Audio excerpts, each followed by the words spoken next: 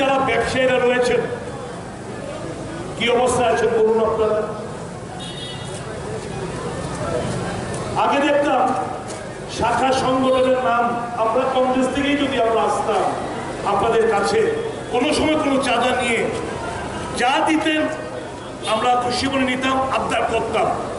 আর এখন আমরা অমুক মন্ডল থেকে এসছি, আমরা অমুক মোর্চা থেকে এসছি, দিতে হবে, না দিলে মেরে রক্তাক্ত করে দেয়, দোকানপাট ভেঙে চুরমার করে দেয়, ঘুরিয়ে দেওয়া হয় তার বাড়ি ঘর। কি অদ্ভুত একটা পরিস্থিতি। বই মেলাতে এসেছিল এক বই, একটা পশ্চিমবঙ্গ থেকে এক ভদ্রলোক প্রকাশক, যাওয়ার সময় বলছে আপনাদের রুম সার্ভিস একেবারে বাজে, ভালো না। বিজেপি গুন্ডাদের ডেকে এনে বেদরক মারধর করা হয়েছে, মাথা ফাটিয়ে দেওয়া হয়েছে গতকালকে রাত্রিবেলার ঘটনা। পুলিশ কোথায়? খবরের কাগজে উঠেছে ভয় পাচ্ছে, বইরাতে থেকে সে মামলা করতে ভয় পাচ্ছে। সুমোটো মামলা নিতে পুলিশ ভুলে গেছে। এই যে কংগ্রেস ভবনে সেদিনের ঘটনা, এখানে পশ্চিম থানার ওসি সহ অন্যান্য কর্মকর্তারা রয়েছেন, আপনারা সেদিন সাক্ষী ছিলেন। ঘটনাটা কি ঘটেছিল? পূর্ব থানার আন্ডারে আমাদের মিটিং, আমাদের উপর আক্রমণ সাজানো হলো। মঞ্চের মধ্যে আমরা বসা মাত্র ইট পার্কে নাট্যটা নিয়ে পিস্তল উঁচিয়ে আমাদেরকে দড়ি দেওয়া হলো, মিটিং ভণ্ডুল করে দেওয়া হলো, আমাদের নামে কেস হলো। এরা বিনা অনুমতিতে ভারতীয় জনতা পার্টির গুন্ডারা, হারমাত বাহিনীরা, তারা মিছিল করে এসে কংগ্রেস ভবনের দিকে আক্রমণ চেষ্টা করল। তারপর কি হলো? হামলা পাল্টা হামলা চলতে লাগলো, কেস পাল্টা কেস হলো। উভয় ঘটনায় মামলা নথিভুক্ত করলেন। আমাদের যেই মামলাগুলো যে ধারায় নন ভ্যালিডেবল সেকশনে, এক্সপ্লোসিভ আর্মস অ্যাক্ট সেকশনে আপনারা মামলা নথিভুক্ত করেছেন কেন? যে পাল্টা মামলাগুলো হলো, যারা আক্রমণকারী তাদের বিরুদ্ধে কেন ভ্যালিডেবল সেকশনে মামলা নথিভুক্ত হলো? দুটো মেয়েকে অ্যারেস্ট করেছিলেন, মেয়েরা পেট্রোল বোম মারে, মেয়েরা হামলা করে, আপনারা তাদেরকেও স্পেয়ার করলেন না। অথচ যারা মুখ্য গুন্ডা, যারা পাইক বাহিনী চালিয়ে প্রত্যেকটি নিরীহ কংগ্রেস, সিপিএম, অন্যান্য রাজনৈতিক দলের নেতাদের কথা, যারা ব্যবসায়ী করে, যারা নিরীহ মানুষ, তারা কেউই তো রেহাই পাচ্ছে না। এই পাইক বাহিনী, হেলমেট বাহিনীর হাত থেকে কোথায় আপনারা? আপনারা রাষ্ট্রীয় শক্তি, আপনাদের ভর্তিকে দেখে মানুষ সম্মান করার কথা। মানুষ ভরসাস্থল পুলিশ, সম্মানের জায়গা পুলিশ। এই সম্মানের জায়গা, এই ভরসার জায়গাগুলো কিন্তু আপনারা হারিয়ে ফেলছেন বন্ধুরা। লড়াইটা আপনাদের বিরুদ্ধে নয়, আমি আপনাদের বিবেকের কাছে আমাদের প্রশ্ন আপনাদের, যে এই ভর্তিটা আপনারা করে রয়েছেন তার কি একটা মর্যাদা নেই?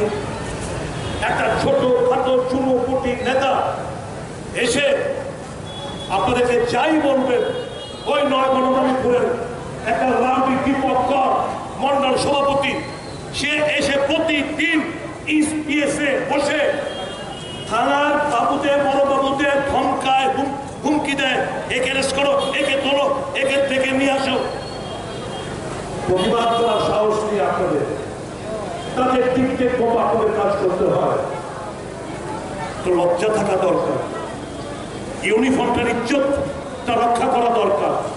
সেটা না করে নতজানু হয়ে তাদের অন্যায়ের কাছে আপনারা নতজানু হয়ে পড়ছেন, এটাই আমাদের অভিযোগ এবং এটাকে কেন্দ্র করে আজকে আমাদের এখানে আসা। একটু ভাববেন দয়া করে, কোন অবস্থায় রাজ্যটাকে আপনারা নিয়ে যাচ্ছেন, পরবর্তী প্রজন্ম কোন জায়গায় থাকবে?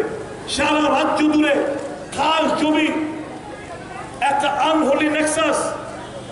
এই তহসিল থেকে এসডিএম অফিস, ডিসিএম অফিস থেকে শুরু করে মন্ডল অফিস, ওই তাদের জেলা অফিস, সব আনহোলি নেক্সাসের মাধ্যমে সরকারি যা খাস জমা জায়গা, একটা বিশাল জায়গা অন্যের নাম করে বিক্রি করে দিচ্ছে সারা রাজ্য জুড়ে। লুটপাট, সকালবেলা থেকে একটা অবাধে লুটপাট চালায়, রাত্রিবেলা বিভিন্ন ট্যাবলেট, বিভিন্ন ইনজেক্টেবল ড্রাগ ইউজাররা হেলমেট বাইক পরে মানুষের বাড়ি ঘরে হামলা চালায়। কিসের হেলমেট বাহিনী এরা? ওরা drug addicted, Modaru drug addicted, তাদেরকে দিয়েই তো, তাদেরকে নেশা দুনিয়ার মধ্যে আবদ্ধ করে তাদের যৌবনকে বিপদে পরিচালিত করছে শাসক গোষ্ঠী। মন্ডল 9 নম্বর মন্ডলের এক অভিভাবক রিটায়ার্ড পুলিশ অফিসার আজ থেকে কিছুদিন আগে এসেছিলেন। অন্ধকার পরিস্থিতিকে আমাদের বের করে বেরিয়ে আসতে হবে, ভয় পাবেন না। এরা হয়তো ভাবতে পারে যে সবাই সবার বিরুদ্ধে প্রার্থী দিব,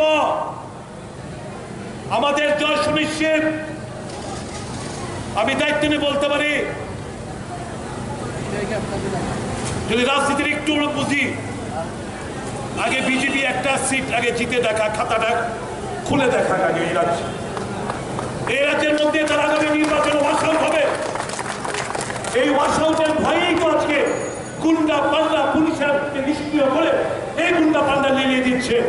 গণতন্ত্রের উপর যারা বিশ্বাস, মানুষের উপর যারা বিশ্বাস হয়েছে তাদের বিরুদ্ধে কংগ্রেস দল একমাত্র এই চরম বিশৃঙ্খল অবস্থা থেকে দেশবাসীকে মুক্তি দিতে পারে, রাজ্যবাসীকে মুক্তি দিতে পারে। কংগ্রেস, এই রাজ্যের মানুষ একটা সময় সবাই তো কংগ্রেসই করত, তাদের ডিএনএ কংগ্রেস। আমার এই মঞ্চ থেকে আহ্বান থাকবে সকলের কাছে, ছেড়ে দিন এই রঙিন স্বপ্ন যে ভাজপা দেখাচ্ছে, কোনোদিন বাস্তবায়িত হবে না। ছেড়ে দিয়ে আসুন, ভয় পাবেন না। ব্যক্তি স্বার্থ ত্যাগ করার চিন্তা ভাবনা করুন।